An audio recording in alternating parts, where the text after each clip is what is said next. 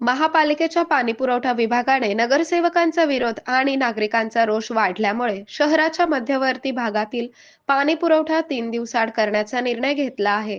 केगाव देगावसह परिसरात 3 दिवसाआड पाणीपुरवठा सुरू झाल्याचे सार्वजनिक आरोग्य अभियंता व्यंकटेश चौबे यांनी सांगितले. पाणीपुरवठा विभागाने मागील आठवड्यात उन्हाळा वाढल्यामुळे शहरात 4 दिवसाआड तर हद्दवाढ भागात 5 दिवसाआड पाणीपुरवठा करण्याचा निर्णय घेतला होता. महापौर विनायक कोंडल आणि उपमहापौर ज्ञानेश्वरी देवकर यांच्यासह प्रमुख पदाधिकारी या निर्णयापासून अनभिज्ञ होते. या निर्णयाबद्दल नगरसेवक नाराजी व्यक्त करू लागले. त्यामुळे पुन्हा या निर्णयात बदल करण्यात आला आहे. आरोग्य म्हणजे केवळ औषध नाही, तर निसर्गाच्या योग्य उपचारांनी मिळणारी खरी आरामदायक अनुभूती.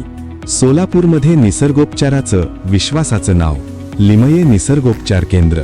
इथे उपलब्ध आहेत विना औषध उपचार पद्धती, ॲक्युप्रेशर, ॲक्युपंक्चर, कपिंग आणि मसाज थेरपी. सर्व प्रकारच्या आजारांवर निसर्गाच्या माध्यमातून